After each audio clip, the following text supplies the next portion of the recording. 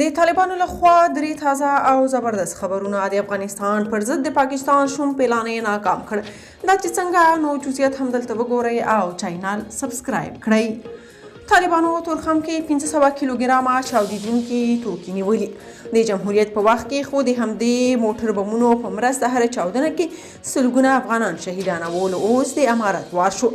د طالبانو د مالیې وزارت وايي د تورخم ګمرک منصوبینو هغه 468.15 کیلوګرامه چاودیدونکي توکي نیولي چې د بلتۍ په بیلابیلو سوداګریزو مالونو کې ځای پر ځای شوي وو. د معلوماتو له مخې یا چاودیدونکي توکي حلوایي بارود بلل کېږي چې په 9 پاکټونو کې ځای پر ځای شوي وو او له پاکستان افغانستان ته د شمسمین په نوم شرکت له لوري انتقالېدل. د پیښې په تړاو د موټر چلوونکي او د شرکت استازي د نیول کېدو خبر هم ورکول شوی دی. دوهم، غزني کې یو ځوان په خپل شخصي لګښت پوځي ټانک جوړ کړی. دغه ځوان سیف الله نومیږي او یا ټانک یې د 5 میاشتو په موده کې د 500,000 افغانیو په لګښت جوړ کړی. یاد پوځي ټانک چې زغروال دی او ماشین یې له سپورټي موټرو څخه اخیستل شوی د 14 کسانو د لیږد ظرفیت لري. دغه ځوان له دې وړاندې هم بېلابېلې پوځي وسلې جوړې کړي دي.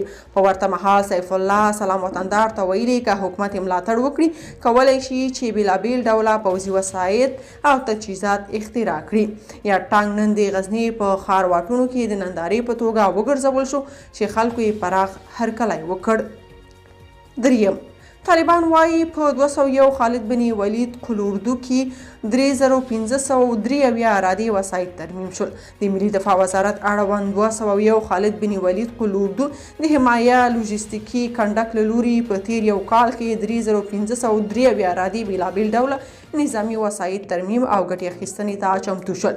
د یاد قلوردي مسؤلینو وویل د هغو وسایطو او وسایلو ترمیم کړي چې د تیرې ادارې له لوري ویجاړ او کباړ شوي وو او همداراز ژمنه یې وکړه چې یاد وسایط د بیت المال اړوند دي په ترمیم او جوړولو کې به خپلې هڅې ونه سپموي او د هغوی ساتنه به کوي. که تاسو په دې اړه څه نظر لرئ په کومنټ کې شریک او چینل سبسکرایب کړئ.